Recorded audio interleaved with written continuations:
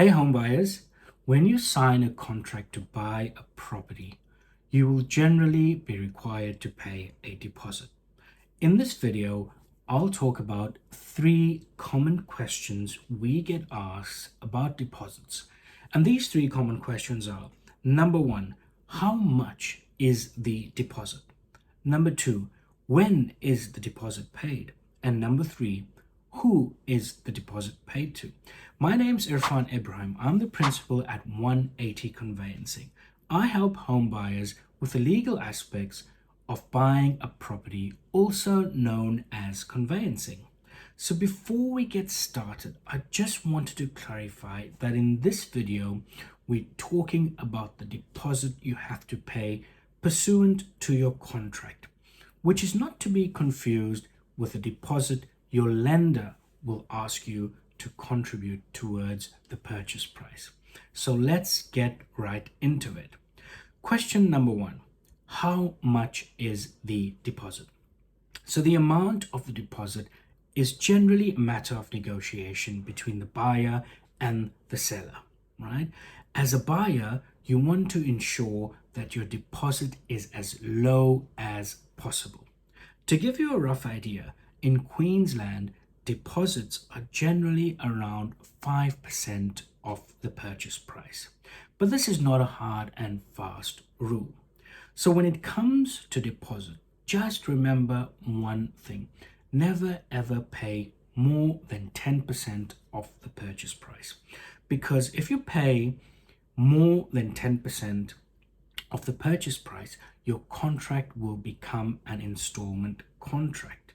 Now, if a contract is an installment contract, the rights of the seller and the buyer are significantly altered, right? So if you have paid a deposit of more than 10%, then you must seek legal advice without further delay. Question number 2, when is the deposit paid? So your contract will dictate when your deposit is to be paid. So it's quite common for a buyer to pay a small deposit at the time the contract is signed, also known as the initial deposit, and then the remainder of the deposit, also known as the balance deposit, at a later date, usually when the contract becomes unconditional and when you've satisfied the conditions pursuant to your contract. Remember to make timely payment of your deposit, because if you don't pay your deposits when they are due, you will be in default of your contract. So question number 3, who is the deposit paid to? So the deposit is paid to the deposit holder as identified in your contract. Usually the deposit holder is the real estate agent. And just remember that payment should always be made into a trust account.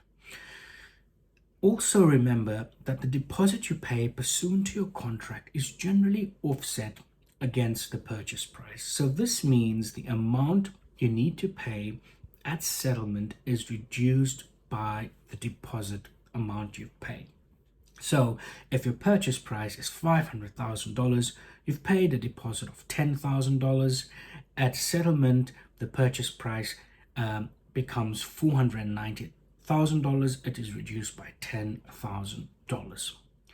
Before you make payment of a deposit, and this is a pro tip for you to remember. So before you make payment of a deposit, always remember to call the deposit holder to verify and confirm bank account details that have been provided to you.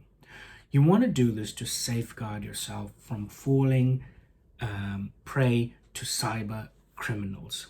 If you want to know more about the home buying process or conveyancing in general, please do feel free to reach out to us. Until the next video.